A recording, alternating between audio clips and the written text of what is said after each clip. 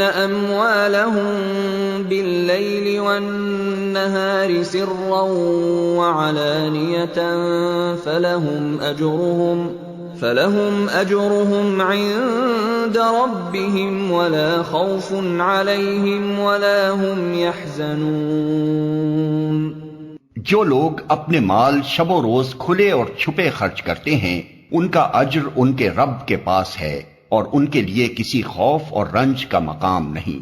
الذين يأكلون الربا لا يقومون إلا كما يقوم الذي يتخبطه الشيطان من المس، ذلك بأنهم قالوا إنما البيع مثل الربا وأحل الله البيع وحرم الربا، فمن جاءه موعظة من ربه فانتهى فله ما سلف وأمره إلى الله ومن عاد فأولئك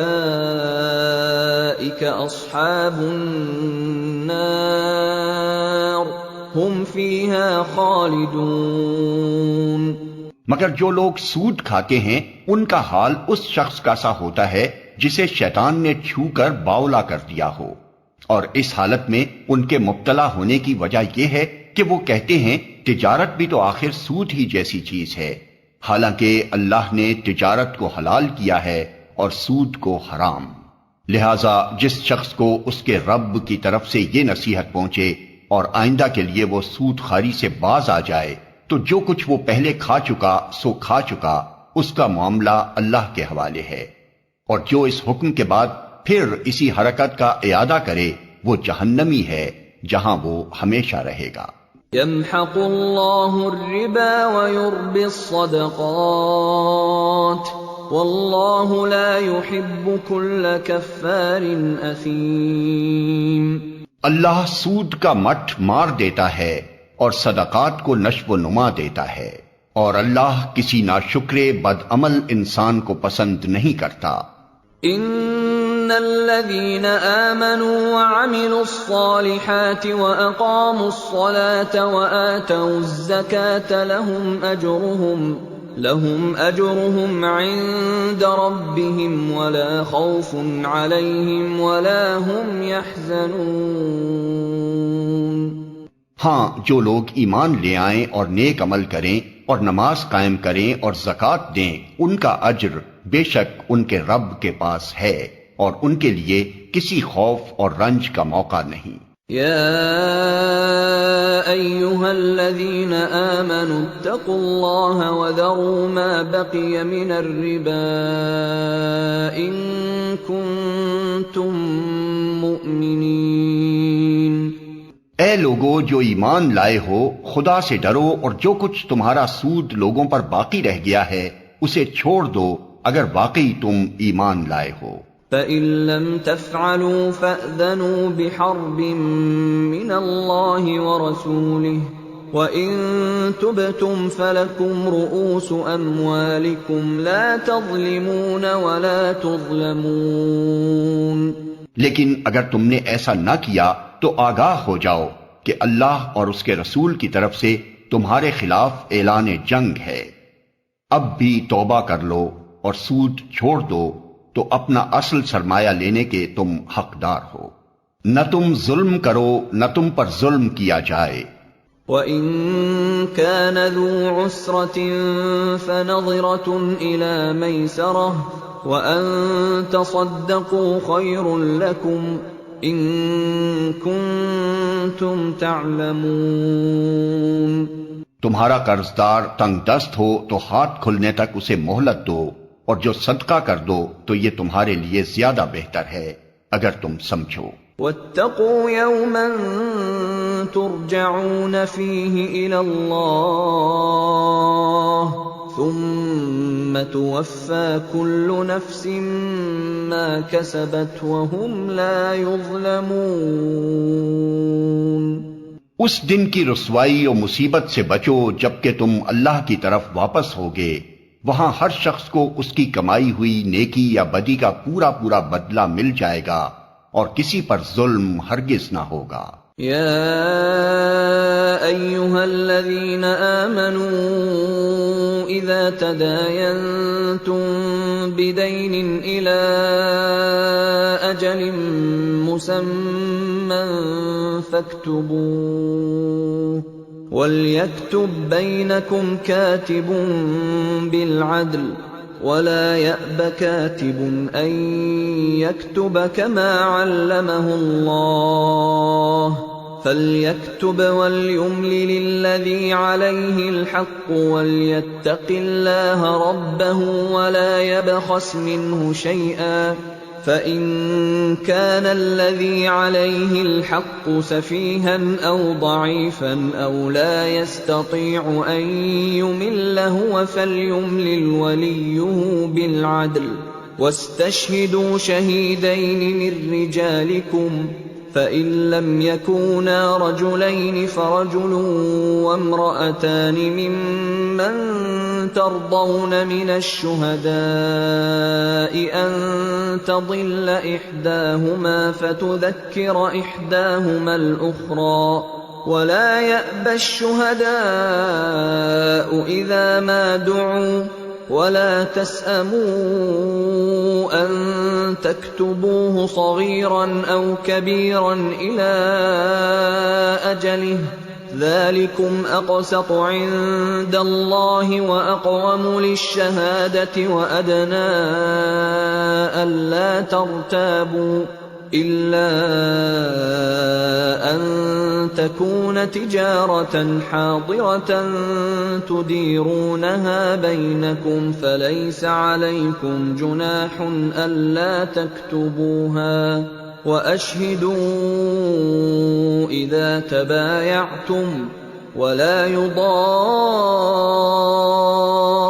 كَاتِبٌ وَلَا شَهِيدٌ وَإِن تَفْعَلُوا فَإِنَّهُ فُسُوقٌ بِكُمْ وَاتَّقُوا اللَّهَ وَيُعَلِّمُكُمُ اللَّهُ وَاللَّهُ بِكُلِّ شَيْءٍ عَلِيمٌ۔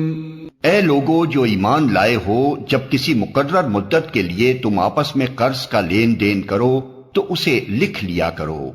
فریقین کے درمیان انصاف کے ساتھ ایک شخص دستاویز تحریر کرے۔ جسے اللہ نے لکھنے پڑھنے کی قابلیت بخشی ہو اسے لکھنے سے انکار نہ کرنا چاہیے۔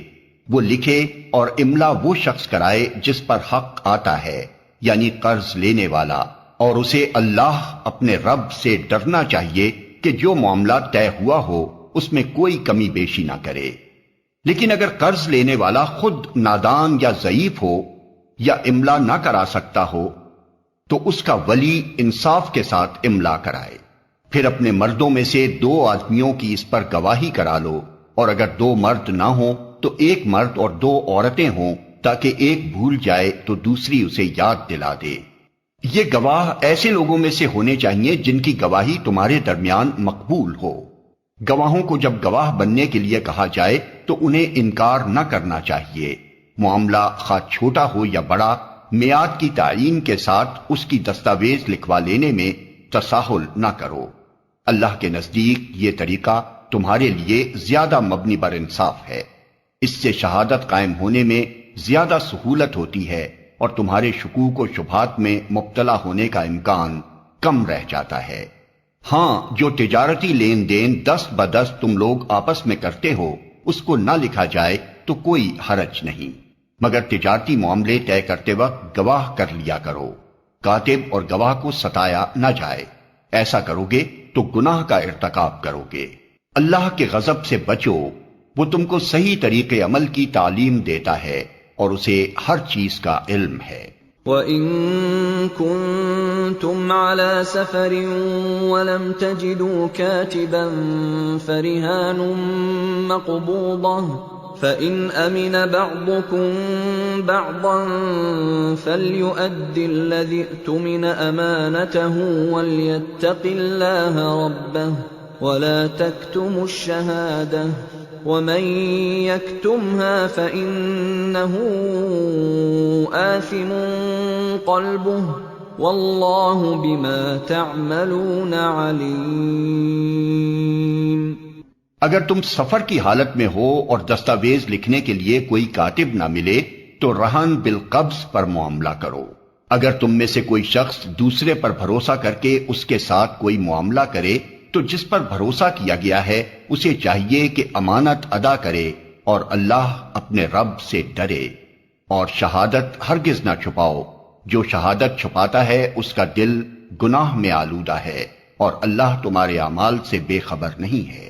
للہ ما فی السماوات وما فی الارض وَإِن تُبْدُوا مَا فِي أَنفُسِكُمْ أَوْ تُخْفُوهُ يُحَاسِبْكُم بِهِ اللَّهُ فَيَغْفِرُ لِمَن يَشَاءُ وَيُعَذِّبُ مَن يَشَاءُ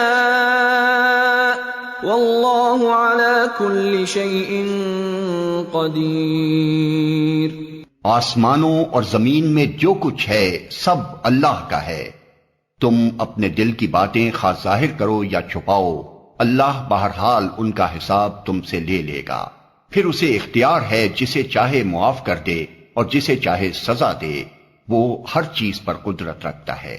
آمن الرسول بما انزل الیہ من ربہ والمؤمنون كل آمن بالله وملائكته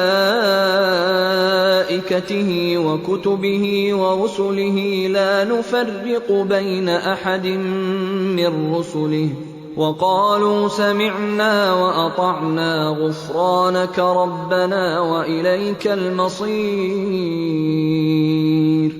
رسول اس ہدایت پر ایمان لایا ہے جو اس کے رب کی طرف سے اس پر نازل ہوئی ہے، اور جو لوگ اس رسول کے ماننے والے ہیں انہوں نے بھی اس ہدایت کو دل سے تسلیم کر لیا ہے۔